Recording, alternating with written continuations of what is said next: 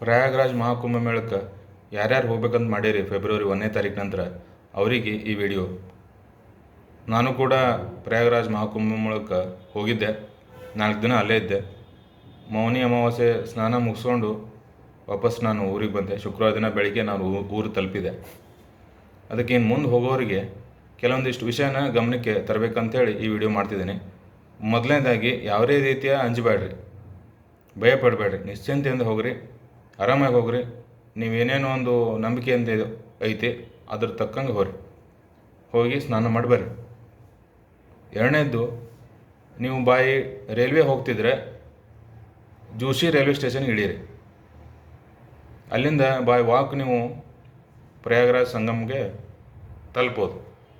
ನೀವು GT road ಅಂತದ ಒಂದು ಬ್ರಿಡ್ಜ್ ಮಾಡಿದಾರೆ, ಆ GT ರೋಡಿಗೆ ಹೋಗಬೇಡ್ರಿ. ಅದು ಹೋಗಿಬಿಟ್ರೆ ನೀವು ಭಾಳ ದೂರ ಆಗಿಬಿಡ್ತೈತೆ. ನೀವು ಜೋಶಿ ರೈಲ್ವೆ ಸ್ಟೇಷನಿಂದ ಅಲ್ಲಿಗೆ ತಲುಪಬೇಕು, ಸಂಗಮ್ ತಲುಪಬೇಕಾದ್ರೆ. ಅದಕ್ಕೆ ಆ ಬ್ರಿಡ್ಜಿಗೆ ಎಂಟ್ರೆನ್ಸ್ಗೆ ಲೆಫ್ಟಿಗೆ ಒಂದು ರೋಡ್ ಹೋಗುತ್ತೆ ತ್ರಿವೇಣಿ ಸಂಗಮಕ್ಕೆ. ಆ ಸಂಗಮಕ್ಕೆ ನೀವು ಆ ರೂಟನ್ನು ಉಪಯೋಗ ಮಾಡ್ಕೋಬೋದು. ಪ್ರೈವೇಟ್ ವೆಹಿಕಲ್ ಹೋಗೋರು, ರೋಡ್ ಹೋಗೋರು ವಾಯ ಮಿರ್ಜಾಪುರ ಜೋಶಿ ತಲುಪ್ರಿ. ಅಲ್ಲಿಂದನೂ ಕೂಡ 4-5 ಕಿಲೋಮೀಟ್ರ್ನಾಗ ನೀವು ಹೋಗಿಬಿಡ್ಬೋದು. ಇದು ತ್ರಿವೇಣಿ ಸಂಗಮದ ನದಿ ದಡಕ್ಕೆ ಹೋಗಿ ಸೇರಿಬಿಡ್ತೀವಿ ನೀವು. ಅಂದರೆ ಪೂರ್ವ ದಡ ಇದು. ಇನ್ನೊಂದು ಪಶ್ಚಿಮ ದಡ ಐತೆ.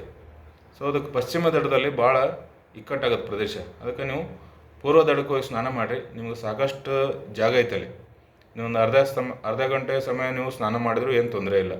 ಅದಕ್ಕೆ ಅಲ್ಲಿ ಯಾವುದೇ ರೀತಿಯ ವೈಡ್ ಪ್ರದೇಶ ಇರೋದ್ರಿಂದ ಅಲ್ಲಿ ನಿಮ್ಗೆ ಅದು ಇಕ್ಕಟ್ಟು ಅಂತ ಅನ್ಸಂಗಿಲ್ಲ. ಮತ್ತು ಕೂಡ ಸಮೀಪ ಆಗಿಬಿಡ್ತೈತೆ ನಿಮ್ಗೆ ಅಂಥೇಳಿ.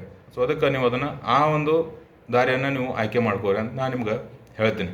ನಾನು 2 ಕಡೆ ಸ್ನಾನ ಮಾಡಿದೆ. ಒಂದು ಪಶ್ಚಿಮ ದಡದಲ್ಲೂ ಸ್ನಾನ ಮಾಡಿದೆ, ಆಮೇಲೆ ಪೂರ್ವ ದಡದಲ್ಲೂ ಸ್ನಾನ ಮಾಡಿದೆ. ನಮ್ಗೆ ಕಂಪೇರಿಟಿವ್ಲಿ ಪೂರ್ವನೇ ಬೆಟರ್ ಅಂತ ಅನ್ನಿಸ್ತು. ಇದೊಂದು ನನ್ನ ಅನಿಸಿಕೆ. ಆಮೇಲೆ ನಾನು 4 ಜನ ಸ್ನೇಹಿತರನ್ನ ಕೇಳಿ ಈ ಒಂದು ವಿಡಿಯೋ ಮಾಡ್ತಿದ್ದೀನಿ.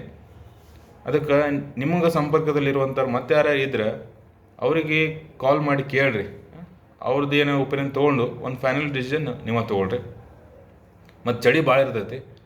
ಚಳಿಗೆ ತಕ್ಕಂಗೆ ಸ್ವೆಟ್ರು, ಜರ್ಕಿನ್ಸು ವ್ಯವಸ್ಥೆ ಮಾಡ್ಕೊಳ್ರಿ. ಆಮೇಲೆ ನಡಿಬೇಕು, ಸಾಕಷ್ಟು ನಡೆಯೋದಿರ್ತೈತಿ. ಅದ್ರ ತಕ್ಕಂಗೂ ಕೂಡ ನೀವು ಮೆಂಟಲಿ ಆ್ಯಂಡ್ ಫಿಸಿಕಲಿ ಸ್ಟ್ರಾಂಗ್ ಇರಬೇಕಾಗತ್ತೆ. ಪ್ರಿಫರೇಬಲಿ ಕಡಿಮೆ ಲಗೇಜನ್ನು ಒಯ್ಯೋಕ್ಕೆ ಪ್ರಯತ್ನ ಮಾಡಿರಿ.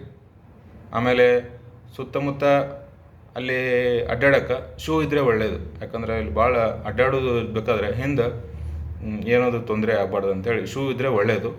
ಆಮೇಲೆ ಕಡಿಮೆ ಲಗೇಜು ಇನ್ನು ಮಾತ್ರ ಗಮನಿಸ್ರಿ.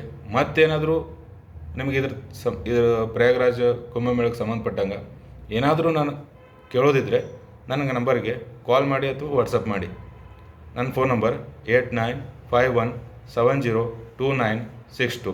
ನಮಸ್ಕಾರ, ಶುಭವಾಗಲಿ.